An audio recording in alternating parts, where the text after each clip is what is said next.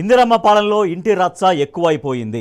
CM versus మంత్రులు, మంత్రులు versus మంత్రులు, ఎమ్మెల్యేలు వర్సెస్ మంత్రులు, ఇలా కాంగ్రెస్ సర్కార్ మొత్తం కుమ్ములాటలతో రగులుతోంది. కేబినెట్లో సీఎంకు మంత్రులకు మధ్య విభేదాలు పెరిగినట్టు క్లియర్గా తెలుస్తోంది. ఒంటరైపోయిన సీఎం రేవంత్ రెడ్డి పట్టు నిలుపుకునేందుకు విశ్వ ప్రయత్నాలు చేస్తున్నా ఫలితం లేనట్టు కనిపిస్తోంది. ప్రస్తుతం జరుగుతున్న పరిణామాలు చూస్తే రేవంత్ సర్కార్ అయోమయం జగన్నాథంగా ఉంది. ప్రభుత్వంలో ఎవడి గోల వాడిదే అన్నట్టు తయారైంది పరిస్థితి.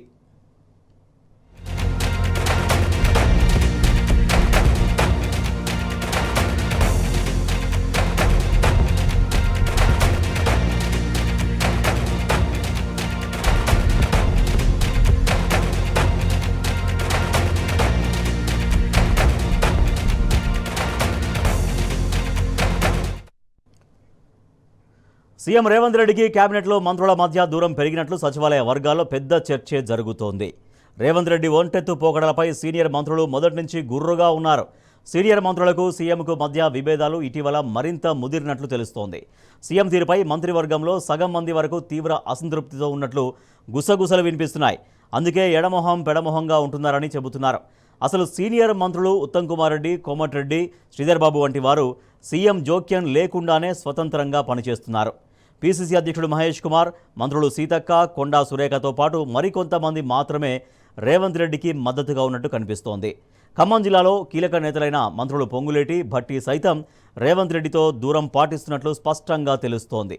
ఈ నేపథ్యంలో సీఎం రేవంత్ రెడ్డి కేబినెట్ విస్తరణను కావాలనే అడ్డుకుంటున్నారని పార్టీ వర్గాలు చర్చించుకుంటున్నాయి. కేబినెట్ విస్తరణ జరిగితే తన దగ్గరున్న పలు కీలక శాఖలు ఇతర నేతల చెప్పు చేతల్లోకి వెళ్ళిపోతాయని రేవంత్ రెడ్డి ఆందోళన చెందుతున్నట్టు తెలుస్తోంది. అభద్రతా భావంతోనే రేవంత్ రెడ్డి మంత్రివర్గ విస్తరణ కానివ్వడం లేదు అంటూ పలువురు కాంగ్రెస్ నేతలు బహిరంగంగా చెప్పుకుంటున్నారు.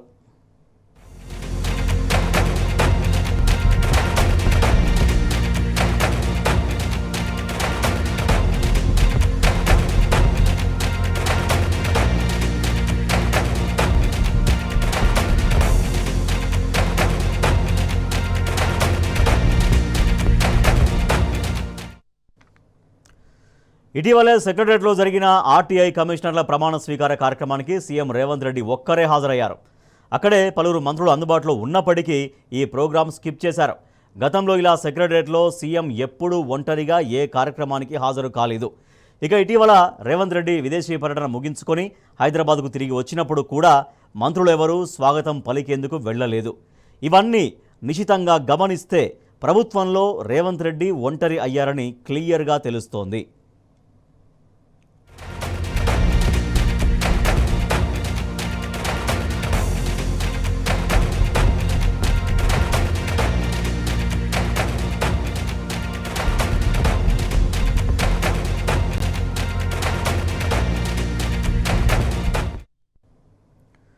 సీఎం రేవంత్ రెడ్డి అధికారంలోకి వచ్చిన తర్వాత తన సొంత నివాసం నుంచే అధికారిక సమీక్షలు నిర్వహించారు.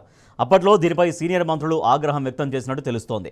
మొదట్లో కొందరు మోమాటానికి వెళ్లినా ఆ తర్వాత సన్నిహితుల వద్ద అసంతృప్తి వ్యక్తం చేసినట్లు కాంగ్రెస్ వర్గాలు చెబుతున్నాయి. ఇద్దరు మంత్రులైతే ఏకంగా సీఎం ఇంట్లో రివ్యూలు పెడితే మేము రాలేం అని తేల్చి చెప్పారట.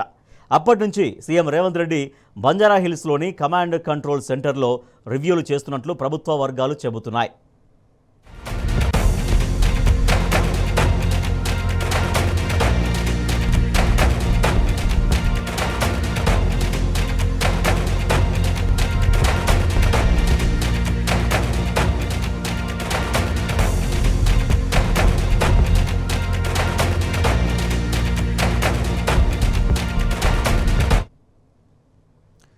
తెలంగాణలో కాంగ్రెస్ సర్కారు దశాదిశ లేకుండా వెళుతోంది. ప్రభుత్వాన్ని సమన్వయంతో నడపడంలో సీఎం రేవంత్ రెడ్డి విఫలమయ్యారు. ఒంటెద్దు పోకడలు, నియంత విధానాలే ఇందుకు ప్రధాన కారణంగా పలువురు చెబుతున్నారు. కాంగ్రెస్ సర్కారులో పంచాయతీలదే తప్ప రాష్ట్ర సమస్యలు, అభివృద్ధిని సీఎం సహా మంత్రులెవరూ పట్టించుకోవడం లేదు. పదవులు, పైరవీలు, కమిషన్ల లొల్లి తప్ప వారికి ప్రజా సమస్యలు పట్టడం లేదు. అభివృద్ధి, ప్రజా సమస్యలు మరిచి దివాళాకోరు రాజకీయాలకు పాల్పడుతున్నారు. రాష్ట్రంలో ఒకవైపు ధాన్యం కొనుగోలు జరక్క రైతులు చస్తున్నారు. కనీసం కొనుగోళ్లపై ఏ మంత్రి సమీక్షలు జరపడం లేదు. రియల్ ఎస్టేట్ పడిపోయినా, పెట్టుబడులు ఆగిపోయినా ఎవ్వరికీ సోయి లేకుండా పోయింది.